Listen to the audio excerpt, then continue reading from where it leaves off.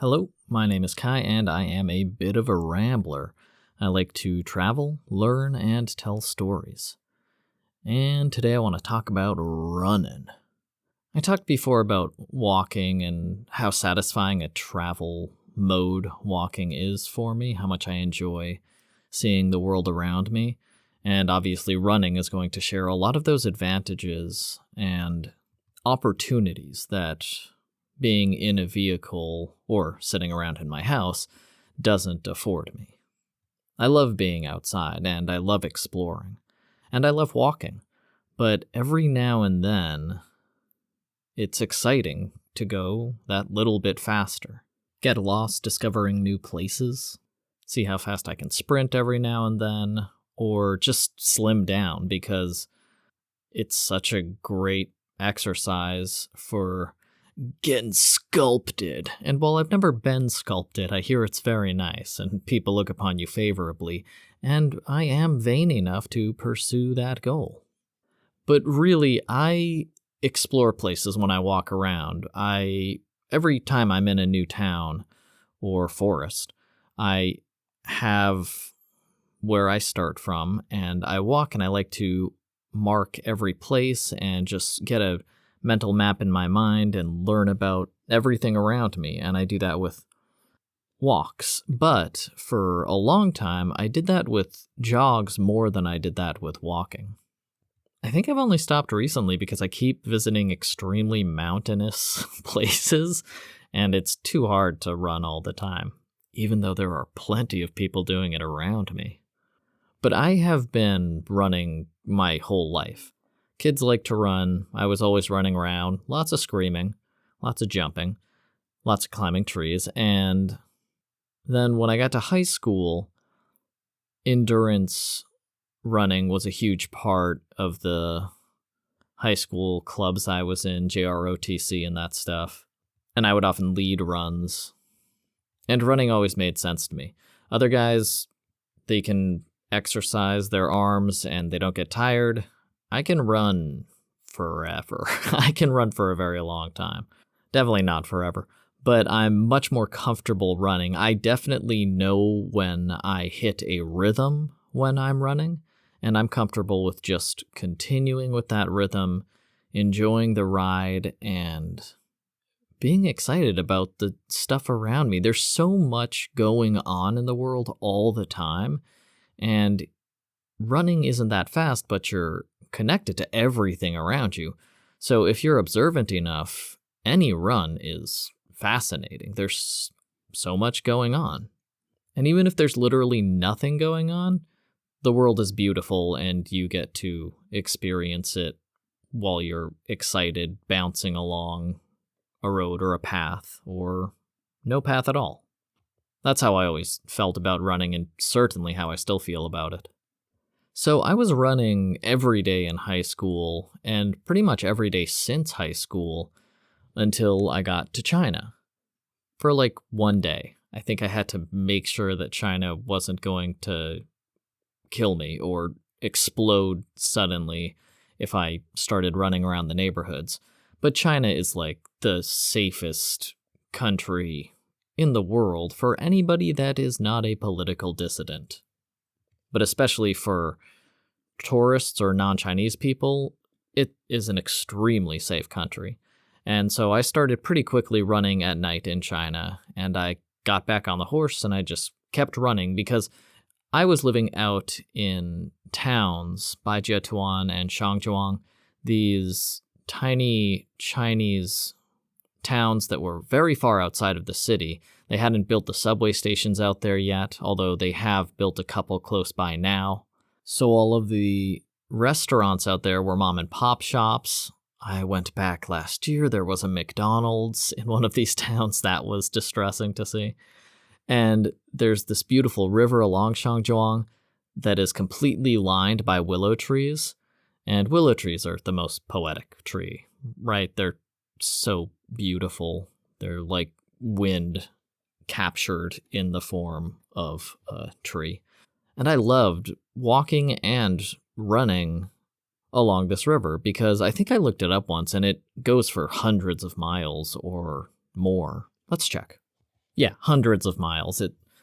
The town that I was living next to is in the northwest of Beijing City, like northwest of the city, and there's the Shangjiang Reservoir there, and then both to the west and the east, and then southeast, the river just keeps going. And I jogged very far along that river. And when I was 10 miles into the jog, going east, I usually went east. And I would stop into the new towns that I had never been to before and that had never seen a non-Chinese person. I definitely got that from one guy who was selling a bunch of different seeds and grains on the side of the road. And he was selling corn, popcorn specifically. And I was looking for popcorn, and they just did not sell popcorn in Chinese supermarkets when I moved to China. That was not a thing they sold. Not loose kernels of popcorn, so I could use an air popper. So anytime I saw someone with all these sacks of grain and seeds, I would stop by and ask if they had popcorn, baomihua, and they never did. And I was looking for months, and I was jogging every day. And then one day there was an old man, and he was living in a town northeast of this Shangjiang River I was jogging on, but no one was out. There was nothing compared to even the tiny town that I was living in outside of Beijing. They had no shops except for a couple places with grills and stovetops with like the sign painted with paint on the concrete wall of the building that the grill was located inside. And that was the restaurants in these really rural towns. Well, in China, it's very, very rural if you're not in the city. So by car, this would be like a 30-minute drive maybe from the center of the city without traffic. But people consider that extremely rural in China because they are packed into the city, or they're considered bumpkins from farmer land. So anything outside of the city, any city in China, is no man's land. It's the lost zone. And I was in one of these towns. Like I said, I'd jog east and then go right or left. You could cross the river at several points, and I often would while I was jogging. But whenever I saw a town that I hadn't gone far enough to find before, or I hadn't realized was connected to a part, or there was one little path going off and there was a new town, I loved exploring them. And every time I found a man selling seeds and grains, I would ask for popcorn. And I found this one guy with like no shirt, maybe an A shirt on, sitting with 10 bags, not a huge variety or anything.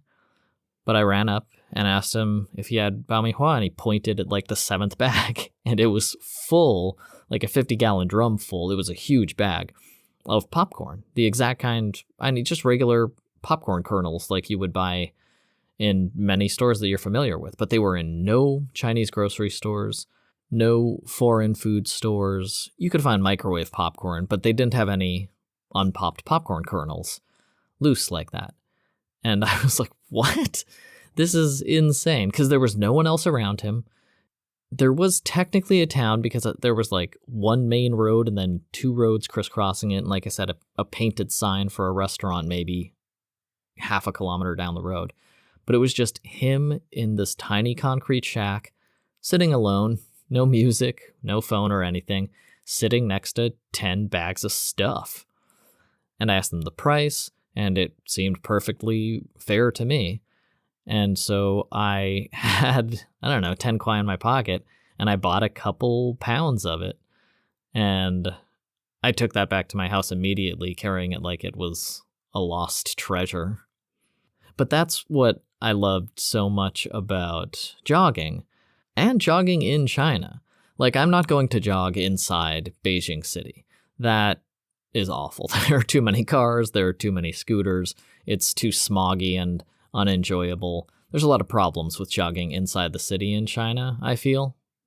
But when I would get out of the city, away, the sky visibly cleared up, and there's way less traffic by several orders of magnitude. And there's a beautiful, clean river with all willow trees, and there's plants out there too, and mountains, and it's just a pleasant jog.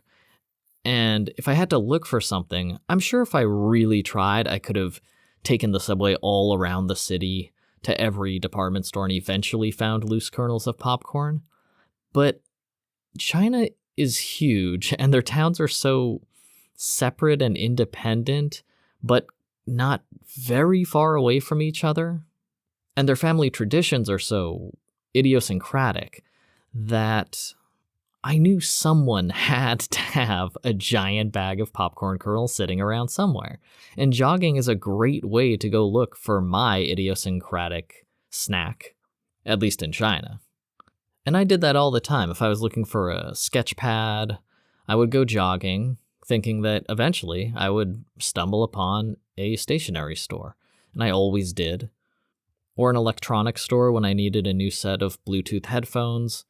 Always, whatever I was looking for, I would just jog, and no matter what I was looking for, I would veer off into a town, and certainly not right away, it might take me weeks or even months, but eventually I'd find a shop with what I needed, and it's always satisfying after running for 20 minutes or 2 hours or 3-4 hours, and then being like, oh, there it is. Here's that thing I've been looking for this whole time. Probably beer was the thing I was most often looking for while I was jogging.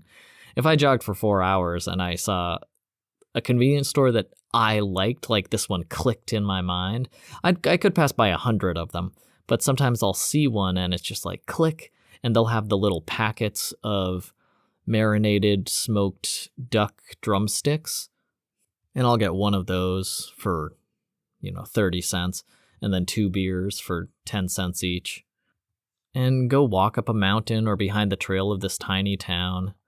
I talked to the locals for a couple minutes, and it's so cool. Like, a lot of them had never seen a non-Chinese person before. I bet a non-Chinese person hadn't ever visited this little town with one convenience store. The further out I got, the air was clearer. It's crazy how clean the air gets right outside of the city. So if you go another hour jogging, it's like any other, it's clear. You have nice air again. There's just a pig pen cloud around a lot of the Chinese cities. So I love running. It feels like I'm questing for stuff a lot, and if I actually am looking for something, it makes that run even more fun. I also started listening to podcasts while I was running, which I never really had. I usually listened to music. And I like listening to music, but when I'm running, it usually pumps me up and gets me pushing more. And I am of the firm opinion, although I'll say substantiated opinion through experiment, that pushing yourself is not as healthy. I'll say for me. Let's just talk for me. Pushing myself as hard as I can run, or pushing myself even like above whatever my comfortable jog pace is, doesn't seem to help me. It stresses out my body, and I don't feel healthier after I run like that. After I run pushing myself, I don't feel healthier. But after I run at a comfortable pace for hours, I feel like I'm floating on air. Oh, and if I did run for 4 hours or something, when I finally got back to Shangzhuang, I could stop at one of the restaurants that I really liked with Lu Rou Hua Shao, the sort of diced meat, donkey meat and pepper sandwiches with an egg drop soup. So delicious. And it was always fun to trade a few sentences with the shop owners and then just watch them stare at me as I ate 4 or 6 of these sandwiches sometimes. 1 is normal, by the way, in case these numbers aren't meaning anything to you.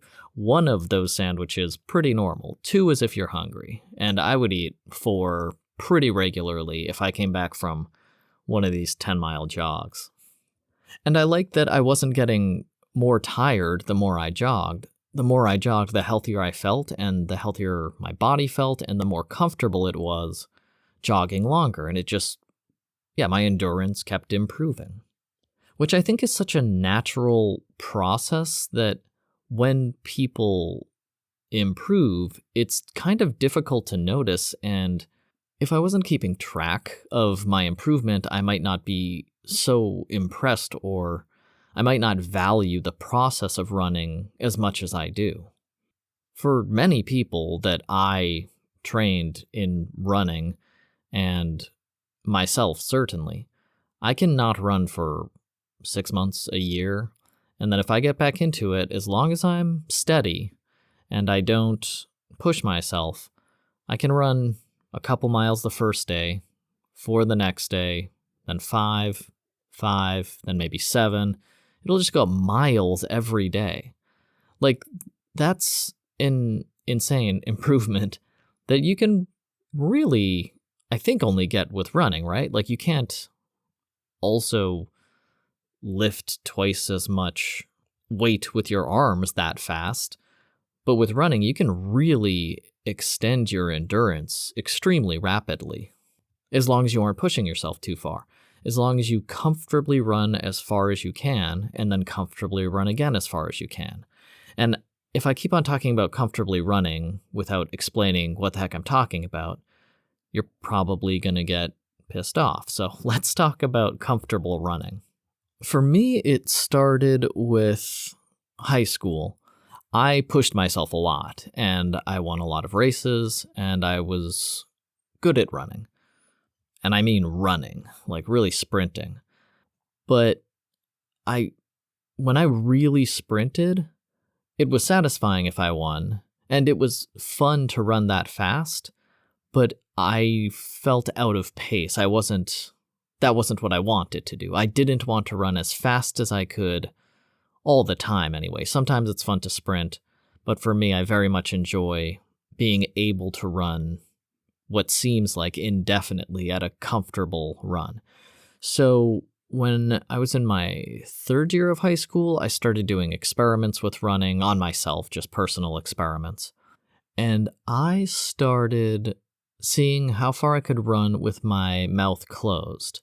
Because there's this book, Way of the Peaceful Warrior, and I think in that somewhere they mentioned that if you can run while only breathing through your nose, then you were comfortably running. Or maybe it was if you can run while talking to each other, that's much healthier than if you can sprint and not be able to speak to each other because you have no breath left.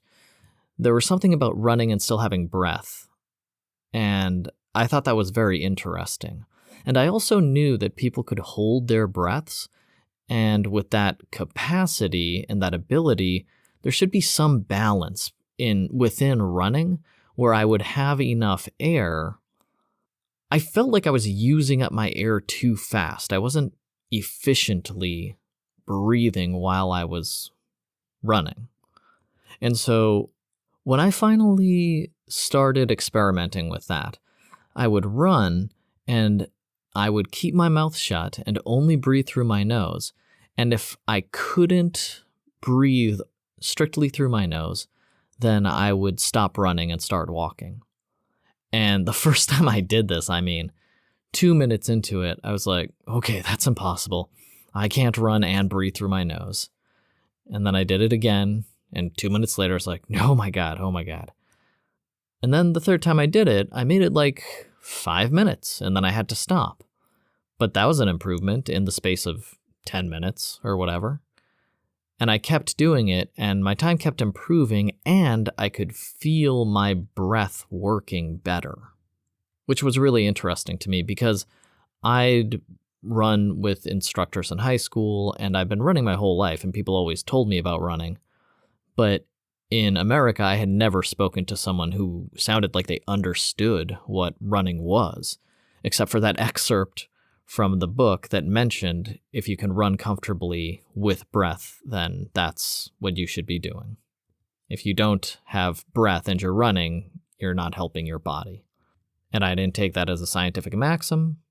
It just sounded right to me, and I went with it. And it certainly felt right, because after a few days, I was running for 45 minutes at a stretch, just breathing through my nose. And then after a while, I could just run breathing through my nose, and it wasn't a thing. I had figured out whatever the breath rhythm was that worked with my pace. And I wasn't sprinting, and maybe I wasn't going fast enough to be impressive in a marathon. But I was comfortable running as an activity instead of an endurance test.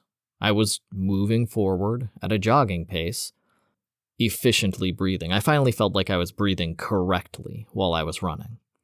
And very soon after that, I came across a more interesting book, or rather a more in-depth book about running specifically by Christopher McDougall called Born to Run. And I don't know if any of this is discredited or whatever, because it's a fantastic story, and I haven't looked it up to see what hate he's gotten about this. But the story itself is pretty great and very interesting and helped me run, certainly, and completely influenced how I run up until now, 20 years later. The techniques and context of running I learned from that book, Born to Run, still heavily influence, if not shape, the way I run today. And it's largely unchanged since I started running like that nearly 20 years ago. This book, Christopher McDougall worked for, I believe, Men's Health magazine, and he was asked to go to Mexico to meet up with a celebrity and write some piece about them. And while he was waiting in the hotel for a contact, he looked over and saw on the cover of a magazine this man, like an elderly man, 85 years old, running pell-mell down the side of a mountain. And Christopher McDougall was 42, something like that. He was not very old, but he had run his whole life until he hit whatever wall there was for his body, and he couldn't run without intense pain in his knees. And when he went to a US-American doctor, they told him, well, you're 42, your body's going to start failing. That's it. You just have to stop running and hurting yourself. And McDougall was kind of crushed because he worked for a health magazine, and he wrote articles about being healthy. And here he was, feeling like he should be in the prime of his life, but his legs wouldn't work anymore. And then he comes to Mexico and he sees this man more than twice his age sprinting down a mountain without any issue. And he had been doing it his whole life. He didn't have to break for his joints to heal or anything. He could run. So he read this article about this old man, and the old man's from a tribe called the Tarahumara. And you give me a good ancient hidden tribe story, and I'll be pretty interested. But this ancient hidden tribe was even more interesting to me because I was jogging every day. And they could jog until they were 90, until pretty much they died. Their whole lives, they could jog. And Christopher McDougall was similarly fascinated by the story and decided that that's what he was going to pursue. He didn't have another project going on at the time, and he was like, this is definitely the thing I have to look into. Because how are my legs, according to the best medical science in the world in the US, failing me? But this old man in sandals is having no trouble running down a mountain. And so he went to the Barrancas Canyons in Mexico, where this tribe was supposed to live. And I guess I won't narrate a synopsis of the entire book for you. That should be a good introduction. But if that sounds interesting to you at all, the story just keeps getting more and more interesting. And he learns running techniques and important, relevant running equipment from these Tarahumara that he had never considered or hadn't seriously considered as a men's health professional from the US. And by the end of his trip there, he could run comfortably again. So yeah, your body breaks down, but if you take care of it and if you do things the right way, your body will last a lot longer than you may have thought it will. So it took him a long time to gain the trust of these villagers, and eventually he did. And there's a specific couple pages in this book where he goes through the technical aspects of how they run and the footwear they use in another section, I think, briefly. So I want to talk about both of those because those are how I run still and are very connected to how I had naturally been gravitating toward concerning my footwear and how I run ever since high school and had been experimenting with running better in my own mind myself. So let's talk about the footwear first because it's very concrete. The thinner the sole, the better for your foot. You'll be able to feel the ground better, so you won't be surprised and twist your ankle as often, which can be pretty easy to do in a thick-soled shoe. If you land in a divot or if you step on a rock incorrectly and you're in a thick-soled shoe, you'll have trouble noticing that until your foot rolls to one side or the other, and once you're already rolling, the torque is going. You're going to tweak something. It's very easy I think it's much easier to hurt yourself in a thick-soled shoe than it is to hurt yourself in a thin-soled shoe. Because when you're a thin-soled shoe, not only can you feel everything, but you're automatically more aware of the ground in front of you because you're not wearing a big rubber bouncy thing on your foot. And it's not good if you are because it's not going to protect you. It's just going to keep you from noticing the warning signs until it's too late and you hurt your ankle or part of your foot. The Tarahumara wear sandals called huaraches, and that is actually what I wear and primarily have been wearing for over a decade. Huaraches, huaraches. You can find YouTube videos on how to make huarache running sandals. Basically, it's just a piece of rubber, 3 holes. You secure the rope to the front, tie a couple knots, and you're done. I make my own. I find discarded flip-flops on beaches or on the side of the road. Wherever I see discarded, clean-looking flip-flops, people throw them away all the time, especially if a strap breaks. Then they're like, oh, there's nothing I can do, and they throw it away. But I pick up the newer-looking ones that fit my size. I cut off the straps, and then through the natural holes on those slippers, 1, 2, 3, I tie the knots, and then I have huaraches, which are the perfect shoe. I like my feet being able to breathe. They're sandals, so they're never too thick. I like being able to feel the earth underneath me. I like paying more attention to the ground when I'm running, building up the muscles in my ankle, and the endurance of the bottom of my foot. I have a stronger bottom of my foot, I think, than I would if I was I know than if I wear thick-soled running shoes because it's pretty noticeable. The hardness of my feet when I wear thin-soled versus thick-soled shoes. It might be easy to think of this like if you think of gloves. Like if you were wearing thin or thick gloves. Yeah, you'll have more protection with the thick glove, but you definitely can't feel as much about what you're doing, and you can't move things around and manipulate them and get as much tactile feedback as you would wearing a thin pair of gloves. That's just what thick-soled, thin-soled shoes are for your feet. You can just feel more and get more done if you're wearing thin-soled shoes. You can interpret more information and manipulate your foot around obstacles easier in thin-soled shoes. Even if you land directly on something, even if I land directly on something, my foot can instantly move away from the side because it feels that sharp point or that dip in the road instantly. Whereas with a thin-soled shoe, I might not feel the part where the paved sidewalk has broken, so my foot rolls to the side and I twist my ankle. I definitely feel much more wearing thin-soled shoes.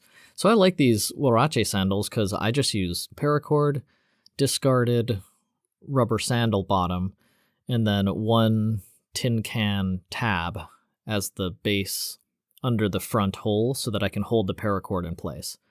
And then I just tie a couple knots. I'll put in stitches so that the shape holds, and then I can just use them slip on, slip off, so I don't have to tie or retie any of the knots ever.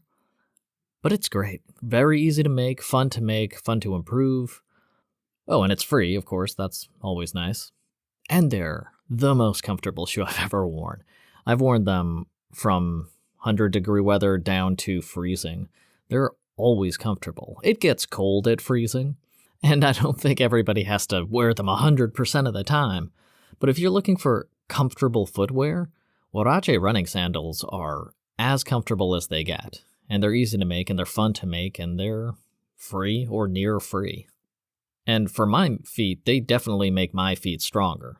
So I read about the Tarahumara, that tribe in Mexico, making these sandals, and then read over and over that page on how they made them, because he does explain it in detail. But I thought, I've got to see these knots for myself. And I went on YouTube, and I looked at a bunch of videos, and I found a bunch of videos about making Tarahumara running sandals, or Huarache running sandals.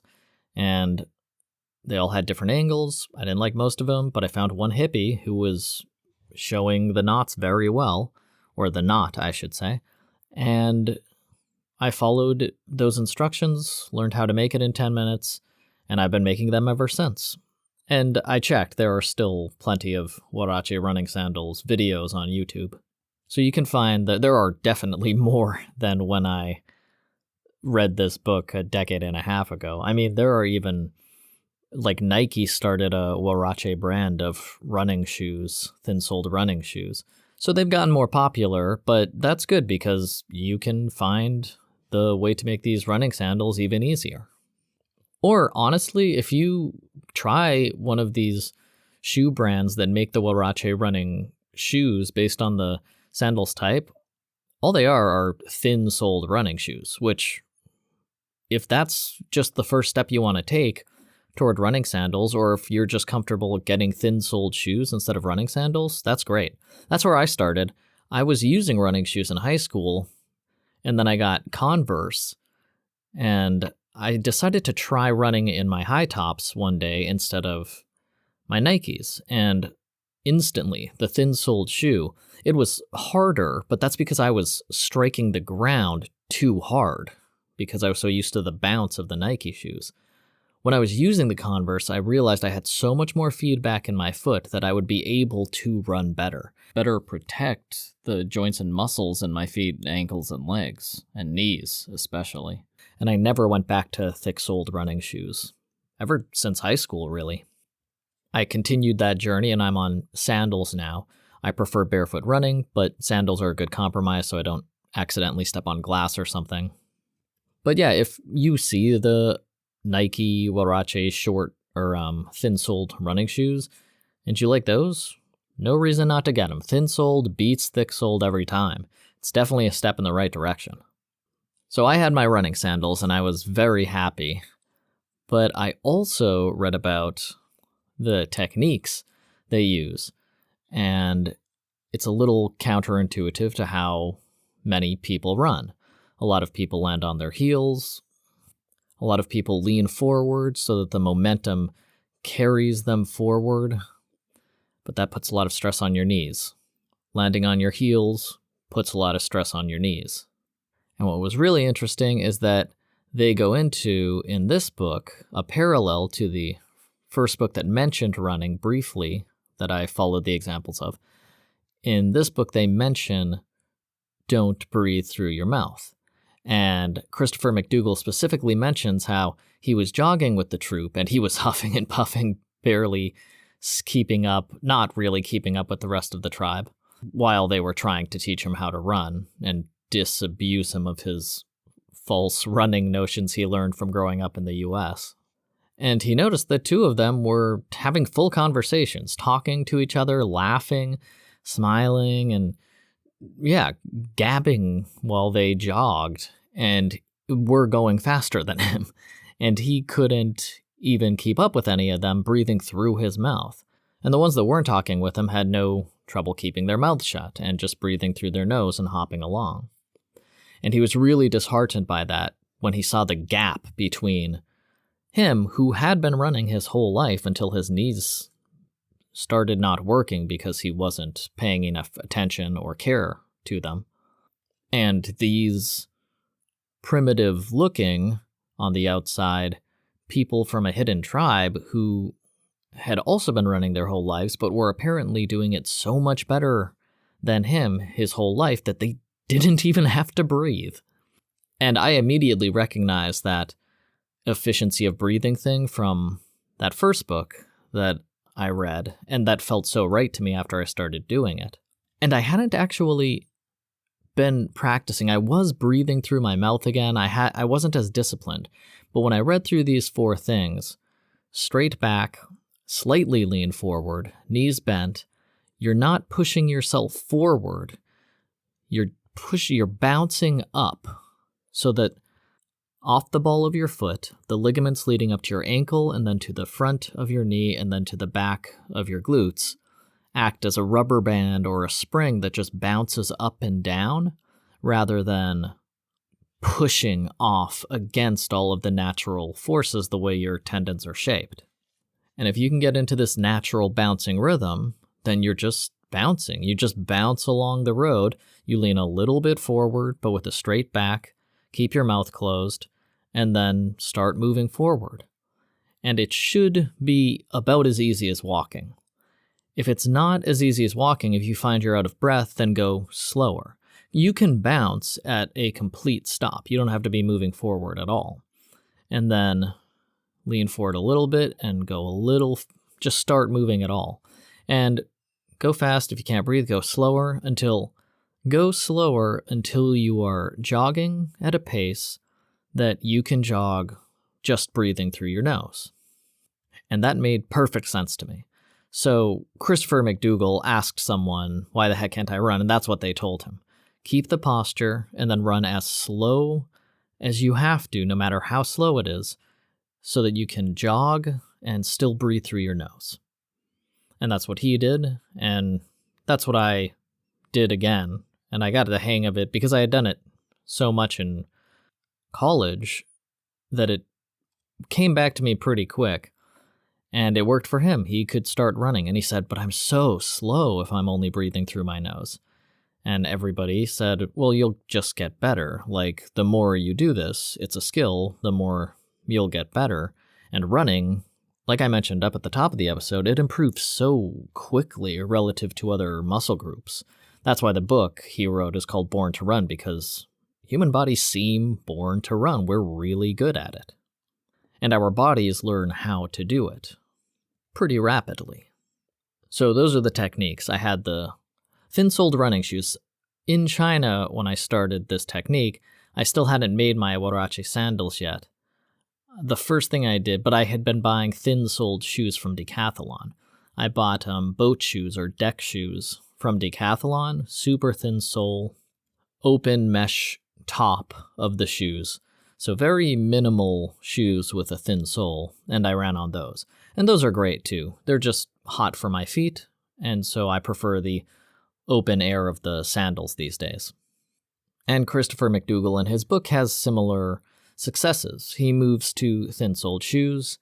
He does this really slow jogging, only breathing through his nose, and then discovers that it rapidly gets easier as his body adjusts to the amount of air he's taking in and uses that oxygen more efficiently in his running. And if he's on the balls of his feet and bouncing rather than pushing off with his whole foot or bouncing on the heels of his feet, God forbid, he is also jogging much more efficiently and comfortably. And I started jogging longer and longer. I could regularly jog up to 10 miles, but I wasn't jogging much farther than that. That was difficult for me until I started doing this nose breathing thing again, and I was running more efficiently, and especially the bouncing off the balls of my feet and moving forward rather than actively pushing my whole foot and trying to push my body weight off the ground. I should be bouncing forward with my body weight rather than trying to push against it off the ground. If you don't know what I'm talking about, go read Born to Run. It's a really fun book, and he explains it better. And the Tarahumara explain it better in the book than I'm synopsizing, probably. So if you're not sure of these technical meanings or you don't run a lot and you want a more detailed explanation, it's a great, fun book anyway. And yeah, there are some good explanations in there. Although I'll say they are only on a few pages. Like, considering it's a full book, I was surprised at the techniques and footwear really only being on 3 or 4 pages total, 2/3 of the way through the book, halfway through the book or something. But it's a fun book to read anyway, so if you're interested in running, I highly recommend it. But it was working for me. This bouncing on the balls of my feet, rather than actively pushing against my whole body weight, was really making my running more efficient. And I was hitting 5 and 10 miles, like literally without breaking a sweat on cooler days. I was just bouncing along. I was just jogging along very comfortably, breathing through my nose. And I started really slow because I was only breathing through my nose. I decided that I would stick to that also. And then I got a little bit faster, but much more importantly than going faster was being comfortable running. Because if you're going faster but you're not comfortable running, then you're not going to be able to run for very long. But even if you're really slow, if you're comfortable running, that 5 miles an hour, if you can just keep doing that, the miles are going to get eaten up. Whereas if you're pushing yourself at 7 miles an hour, it's unsustainable if you can't breathe. I had this cool little app, Map My Run. I know it's become incredibly popular since then, so you probably know about it if you're into running at all. The thing was, it's for tracking your routes and comparing your times, and I wasn't interested in that at all. But what I did like was that there was a voice, and when I passed a mile, it would say 1 mile. Or when I passed 3 or 4 miles, it would say halfway there if I was running 6 or 8 miles. And that voice I liked because I could listen to a podcast or listen to some tunes sometimes. Sometimes I was practicing Chinese through audio companions. And, a podcast would go by and then halfway there. And that's all the encouragement I needed because I liked running anyway. And it was so interesting. When I passed the halfway mark, even if it was 6 miles, I'd be like, dang, it's already halfway done. I can do another 6 miles. Like, I just passed that. And I kept doing that until I increased the length to 14 miles and then 16. I hit a half marathon, and then I was like, well, that's an arbitrary number. It's just like 13 and a quarter miles. Like, why not do 14? And it kept going up until I was doing marathons. And after a few hours, I'd hit 13, halfway of a marathon, 13 and a quarter miles, and she'd say, halfway. And I'd be, I don't know, maybe a little tired, but I knew I was fine. I was like, oh, I can keep going. I can do that again, no problem. And like I said, I love exploring, so I was exploring further and further and further and finding all these little towns, finding the popcorn, just finding all these new places that I had never been in a much cleaner environment than near the city. And abandoned towns, too, sometimes. Sometimes nobody was in them, but there were developed little towns that had been built and then abandoned because Chinese people only like to live together in cities or small communities. And then all of a sudden, I was jogging marathons, not every day, although I did jog one back-to-back, I think, just to be like, I can do it, which was dumb. Just the idea of pushing myself kind of went against everything I was working on to comfortably run. But twice a week, easy, I could go out and run and then just keep going for 5 or 6 hours. And that's because I had so much free time. That's another huge part of why I'm always encouraging people to go teach English, because how often did my friends complain to me about how they didn't have any time working at the job they were at and how often their boss called them in or they had to take over someone else's responsibilities. I heard that stuff over and over, and I'd always invite them, well, you can come to China. I own a school. I can hire you tomorrow. You'll work 20 hours a week, make the same amount of money you're making now. But it's that first step, and nobody quite ever made it all the way to China. That first step always seems like it's bigger than the rest of them. But I couldn't be bothered to worry too much about that because I had all of that free time. And spending 5 or 6 hours a day running seemed like a good investment of that time. I made new friends while I was running. I, of course, constantly felt healthier and more fit. Especially consistently. That was the interesting thing. Like, I wasn't jogging and using up the resources of my body. Now I felt with this bouncing jog instead of pushing that I was improving the capacity and endurance of my body in a healthy, sustainable way. And I still feel that. I jogged in that method with thin-soled shoes, bouncing straight back through my nose so much that sometimes I'll stop jogging for 6 months or a year, honestly, and then I'll start again, and I'm not as fast or efficient when I restart, but I do fall straight back into that pattern and that technique, and I do get up to speed pretty quickly. After a couple weeks, I know I'm in the groove, and if I just keep running like this, I'll keep getting more efficient and quicker as a result, and competent. Every time I restart, I actually get better at restarting from zero. I don't really go in cycles so much. I have differing life circumstances a lot because I'm often trying new things. And because of that, I might have to restart learning how to run or weightlifting or drawing. But I've restarted learning skills so many times that I'm pretty comfortable doing it. I know there will be a week or two I have to start the routine again, but once the routine's going, especially with running, running is a great example because I slip back into the technique and then I am going, and I know it's just a matter of time before my body and my muscles catch up with how I remember they can work. And that's not just me. I am 100% convinced that I can teach anybody to run like this, and that book can teach anybody to run like this, and anybody can learn to run like this. That is to say, run comfortably and sustainably with health in mind. And a large reason why I am convinced of that is because I had a friend in China, Derek, and he could not run. His belly was big. He had trouble walking very long distances. He smoked. And Derek hated running.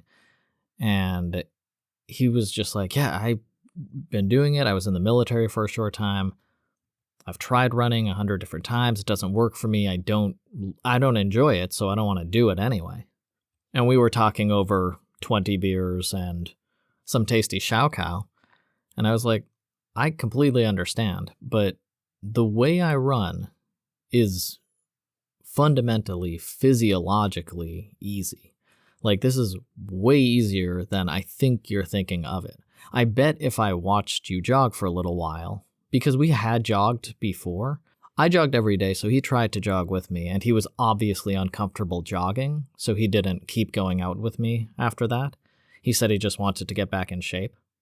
But I told him, like, this is the easiest I've ever jogged.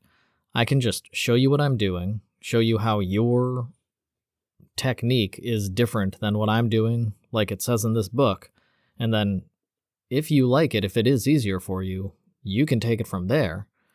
And if it isn't, then no harm, no foul. You're already at that place where you don't want to jog.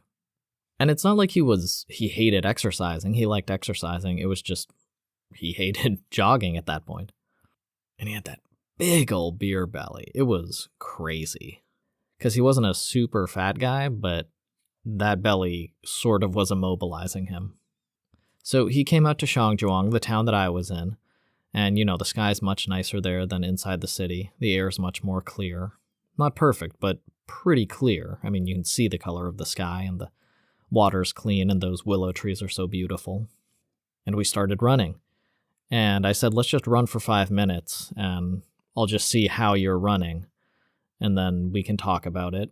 And we did that, and we only jogged for 2 minutes, and he was, man, pushing off from side to side, so he was sort of leaping into directly forward by angling his feet outward just a little bit, not crazy, but that's a lot of extra movement and extra leveraged weight that he had to fight against every single step. So even if it's 3% inefficient, that adds up real quick. That's 100% inefficiency every 30 steps, you know? Just as an example. So I noticed things like that. He was definitely hunched over. His back wasn't straight. He was panting out of his mouth immediately to get the breath he thought he needed to run. And he probably did to move like that. And he was landing on his heels. He had thick-soled shoes. So he's pushing against his own body weight, which his whole body weight wasn't significant, but that low center of giant gravity that was his beer belly was definitely not easy for him to push against, especially when he was bouncing right to left, pushing off the side-facing feet he was running on. So there was a bunch wrong with that, and yeah, it was maybe, we'll say 5 minutes. I think it was 2 minutes. And he was like, fuck this. This is the worst. I told you this isn't going to work. I don't like running. And you look like you're doing fine. And I told him, I look fine because I'm doing those things I said. First of all, like, the thin-soled shoes are really important. If you can't feel how your feet are interacting with the ground, then you don't notice things like you're pushing out with your ankles a lot. And you're landing on your heels and you're forcing your legs to push back against the weight as you land on your heels, rather than your tendons bouncing your weight up if you land on the balls of your feet. So it's not so much that running is easy for me, and that's why I have this technique. I'm using these techniques, and jogging became comfortable and a lot easier to do. So you jog in place, and he jogged in place, and it looked like he was landing, like dun, dun, dun. He was pushing against his weight off and then landing down hard on his feet. And I said, now look, I'm just going to land on the balls of my feet, and I'm just going to bounce up and down on each foot with my center of gravity staying in the same place, and I'm not going to be moving. I'm just going to be bouncing up and down, basically. Not pushing off the ground, more bouncing. And then I bounced in place, and then he said, like this, and then he bounced in place. He moved his center of gravity so that he was leaning a little bit forward, and I said straight back, just a little bit, and then all of a sudden he was bouncing on the toes of his feet. And he's like, shit, this feels easier. And of course it does, because you're not fighting against the entire weight of your body all of a sudden. Now, obviously, you're still pushing off and you are lifting the weight of your body. It's not like you don't weigh anything all of a sudden. It's just that working with your tendons instead of against them, not burdening your knees instead of burdening your knees and your muscles, your thigh muscles and your calf muscles, makes running a lot easier because it's so much more energy efficient and oxygen efficient. So he was super excited and he was like, let's go, I got it, okay. And I was like, cool, let's go. And we went, and like I said, I don't jog very fast, but he was trying to keep up with me, and I was trying not to go too fast. But with the bouncing technique, you can feel as soon as you are going too fast, you're pushing again. You're pushing against your whole body weight again. And after 5 minutes, he was like, okay, we need another break. And he said it was really easy, and then it started getting really hard, so I can't go that fast. And I was like, great. I don't go that fast either. I'm only going at the level that I can breathe with my mouth closed, breathing through my nose. And I don't have to jog that fast. I was just going normal, so you could see the speed difference. But now we'll just go at your speed. So mouth closed, just breathe through your nose, do the bouncing thing, go as slow as you need to so that you can bounce jog, breathing through your nose without breathing through your mouth. And we did that, and after 5 minutes, he was still jogging, and he had to open his mouth a couple times and be like, and he was breathing really deep through his nose, but that's very common in the beginning, because if you've never practiced breathing before in a certain way, it's tricky. Everyone thinks they know how to breathe until they have to do it in a different way. So I told that to Derek, and he said, okay, so it will get easier. And I was like, yeah, no, it doesn't stay this difficult. It's just you have to just get used to breathing through your nose first. Also, it doesn't help that you smoke. Which I had been giving him shit about for ever since I knew him, because smoking doesn't help anything in terms of your body. That did not change his mind. Derek kept smoking, but we ran another 45 minutes or so before he was tired, and we turned around and went back. But that, I don't know, 90 minutes we'll estimate, was the longest Derek had run in like 10 years or something. He tried running a few times. He could never make it past 20 minutes. He always had to start and stop.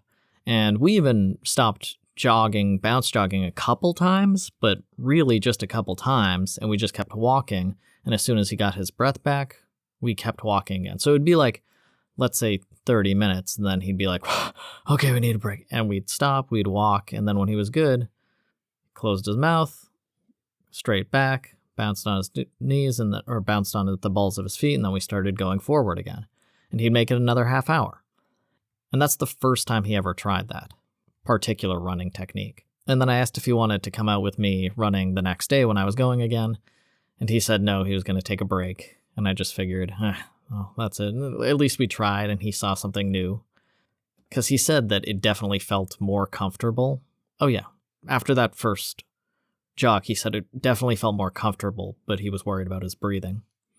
And I didn't jog with him for another 2 weeks or something. I didn't really see him except around work or after school. I mean, after we were both done teaching. But I did notice that he wasn't as beer-bellied. And after 2 weeks, he asked to go running again. And I was like, have you been jogging recently? And he said he had been jogging almost every day.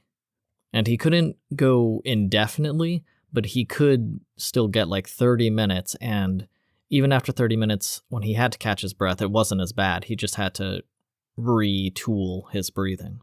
So he had been running almost every day, and it was noticeably apparent in his physique in terms of beer belly. And I was like, man, that's great. And we jogged together for an hour or something. But I like jogging, listening to podcasts anyway. I'm mostly solo runner. So after we jogged for whatever, an hour or something, we headed back. And he kept jogging, and he kept getting slimmer. And he was drinking as much or more as before because now he was running, so he had to make up for those lost calories. And I know because I was with him drinking and having barbecue every other day. But he kept getting thinner, and then all of a sudden his beer belly was gone. And it took like 6 weeks, 2 months. It was gone incredibly fast. And we went out to eat with some girls that we met. It was something like a double date. Something was happening. I can't remember. But we were all pretty drunk. And Derek wanted to show off his new jogging technique. And he bounce jogged in front of a table in front of people. But if they aren't runners, then it's kind of a weird demonstration because they have no idea what you mean by breath control or how it can be different breathing depending on the situation. They don't know why you're bouncing instead of jogging forward because everyone knows what jogging in place is. And if you're not familiar with running, it's not going to look different jogging in place, pushing yourself off the ground versus the bounce jogging I'm talking about. But it was cool to see Derek trying to demonstrate it because he was so excited about this new running technique that he had found that had really helped him. And he even said got completely rid of his beer belly. So he was a lot healthier after that point, and he kept jogging on and off. I don't think he did forever, but he never got as crazy a beer belly as he used to have. And he'll always have that technique now, so if he ever did or does want to take up jogging again, get the few rules. Breathe through your nose, straight back, slightly bent knees, balls of your feet. I like running because it empties my mind out. I can listen to a podcast, and that's pretty fun. I even studied Chinese, Mandarin. Actually, I studied Cantonese too with the audio companions while running, but I never got good at it because there's no Cantonese speakers up in the north. But it really empties out all the extra stuff it feels like when I run. I just feel like my muscles don't have any extra stress, my mind doesn't, my body's just running at par. It's using what it needs to move forward, and I like that sort of unencumbered feeling that running gives me. The longer I run, the more relaxed I am in general. And there are other good books by marathoners and ultra-marathon runners, people who go 100 miles or 200 miles at a stretch running for these crazy ultra-marathons. And their stories are incredibly inspiring, and they really get into the philosophy of running, which is, I think, very highly connected to the blankness I was talking about, where your body is just running. You're connected kind of with your body. Your body-mind connection is so much stronger after you've been running for several hours and everything's working just right without any extra difficulty or stress over how correctly you're running or anything like that. It's really interesting to be in this focused Zen state, unfocused Zen state, I guess, where your body just continues to work properly and go forward jogging, especially if you're going 100, 200 miles at a time. But I would go for a marathon at a time, and that's a long time, like 4 to 6 hours, closer to 6 hours. I'm not going to pretend I was jogging 4-hour marathons, because I wasn't. Or maybe I was. I did not keep track of the time very well. But 4 to 6 hours running at a time, I started getting into podcasts more, especially the longer ones. I was listening to Rogan at the time because it was before he stopped believing in vaccines and all the crazy stuff he talked about, basically after the first, 800 episodes? Before that, he had hundreds of episodes with ultra-marathoners and scientists and astrophysicists, a bunch of interesting people. And the podcast was good because they got to talk about what they were interested in, and the science or sport or philosophy they were interested in. And I was just listening to these smart people give treatises on their life's work. And they can talk. I mean, Paul Stamets, a guy who obsessively studies mushrooms and has developed new medicines that basically solved the bee colony collapse problem single-handedly by making a particular strain of mushroom available to bees. But not all countries are aware of this because Paul Stamets isn't a particularly... He tries to get this medicine out there, but it's difficult to get into the government of a lot of countries. So if your country is still suffering from bee colony collapse, there's a proven treatment that cures bee colonies of colony collapse. Just type in Paul Stamets cure colony collapse. It'll show you the articles that prove colony collapse is fixed. You can write to your mayor or whatever, and you can fix colony collapse in your town or state or country. And that's the kind of stuff, because I would just listen to these podcasts one after the other, and I'd come across, oh, by the way, Paul Stamets cured colony collapse. Look it up later, it's true, and then I could learn about something else, and I'd go on the jogs every day, so I'd get 4 to 6 hours of what started to feel like lectures or, TED Talks. And that was another great part of running, that I was open and receptive to all of this, so much information, and I wasn't going to remember all of it, but I could be introduced to new philosophies or be introduced to that guy who swam, I believe, all completely around Ireland. It took him like 9 months to freestyle swim around the island of Ireland straight. That is an insane story. There's tons of great, inspiring stories that people have shared through podcast form on any number of podcasts. And I'd listen to audiobooks also. And yeah, being in that unfocused Zen state makes it a lot easier to be receptive to these stories that might be difficult to sit on a couch and read through, but more easy to get into on your third hour of jogging. To follow some involved biography or complex philosophical question, you have the time to bounce on through it and toss the ideas around in your mind when you're in the middle of a empty countryside or just on a jogging track and you've been going for 2 hours and your brain's just curiously poking at ideas. Very interesting state of being, state of thought. Or like the mushroom guy. He made a hat out of a mushroom. He said early cavemen used to carry around embers in fireproof mushroom caps. Just all these interesting things that I never would have thought about before because I had the time. I wasn't sitting in my apartment thinking like, I gotta get this and this and this done. I was on a jog, and I was letting things go, and I was opening myself up to new ideas and interesting stories. And then I realized, after he told about the mushroom hat, that I had just jogged 13 miles or something like that. Or David Sinclair talking about how it wasn't actually telomeres that determined how long one's lived. That was more of a correlation than causation thing, but he had found biological markers that corresponded to how long people lived, and they were very distinct markers of a person's biological age and how long they would continue to age until death. So jogging also helped me get into podcasts, which now I listen to, 20 different podcasts pretty consistently. And I still do it while I'm walking around these days in the mountains. But I've been thinking about getting into jogging again, and that might happen in the next city. And then I'm sure I'll be listening to podcasts whenever I do, because it's great to be in that moving forward, receptive to new ideas state. And walking or jogging really does that for me. And it's interesting too, because jogging takes time. It takes time to do. You have to go out, and it can take maybe 30 minutes, but that's a lot of time to set aside for anything these days. With our attention-scattered minds, if you're even taking 30 minutes apart for any activity, say it's painting instead of jogging, that's a lot of time to devote to that hobby, let alone 2 hours or 4 hours.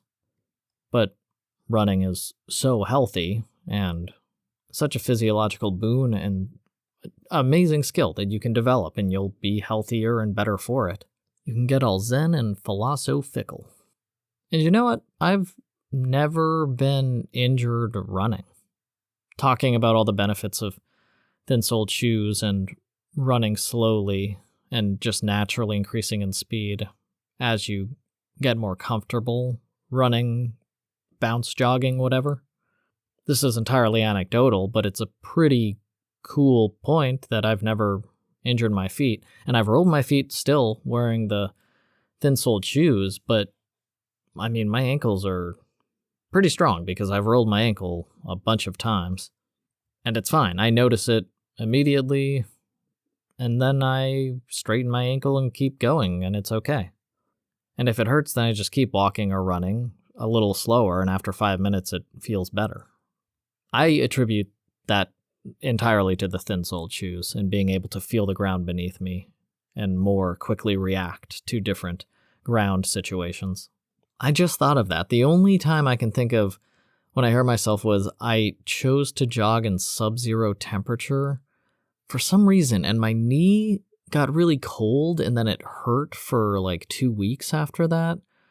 And I don't know what was up with that at all, but it was fine for years after that.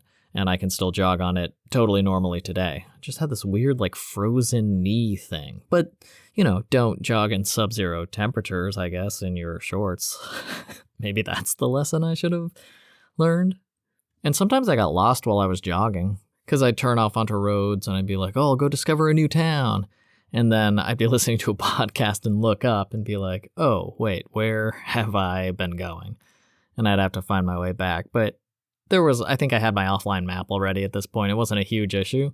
And in that state of mind, it's pretty fun to kind of get lost. And then, like I said, when I get back to the town, there's always some really good food that I get to indulge in because I just burned off hundreds of calories. And running definitely gives me a body high, similar to the fasting body high I mentioned. Not quite a buzz, just this like low tingling euphoria in the back of my consciousness. But after 3 hours, I'll certainly hit that. And you're just, if you're bounce jogging, you're breathing through your nose. There's nothing greater than being connected to the ground beneath you and the world around you, and just sort of your whole body is tingling. Pretty great. Just floating on through this insane world, perfectly calm and connected to everything. If you're pushing yourself, if you're making running difficult, then you're probably not having a very good time. Do it the Tarahumara way. Give it a shot. Bounce jog straight back, breathe through your nose, go as slow as you can. That's it. Just keep doing it like that, and you'll gradually get faster, and you'll enjoy running more. And the more you run, the better your body will feel, and you'll enjoy that more. Man, seeing Derek's beer belly completely disappear so quickly was bizarre. And it didn't really come back. He got a baby bump again at some point, but he never got ridiculously out of shape, and he kept running on and off anyway, so he could take care of it really easily. Because now when he jogged, he liked the motion. He liked jogging. So if he needed to lose weight, he could do something he liked and still lose weight. So yeah, I really recommend the book Born to Run, Christopher McDougall, or looking up the Tarahumara way of running, or Huarache sandals, or just jogging slow. Just go as slow as you want, bouncing on the natural elasticity of the tendons from the balls of your feet up to your hips. Don't push yourself to the end of the 2-4 miles, whatever you want to do, just so you can finish the 2 miles. Just go slower and keep going, but go slower until you're comfortable. And the next time you won't have to go that slow. You'll be going a little bit faster because your body will be developing. Let go of that stress. Don't stress yourself out if you don't gotta. And again, just reducing the thickness of the soles of your shoes, great first step. Feeling the ground beneath you for the first time in a long time is a great first step if you have been wearing thick-soled shoes for a long time. If you're curious about running, that book, and I'm sure there's a bunch of articles written about the Tarahumara by this point, they'll help. That's some great advice anyway from someone who's been running for, 20 whatever years. If you can find an article or a book that just gets you closer to enjoying running or feeling more comfortable running, that's more important than any other consideration for any advice you get about running.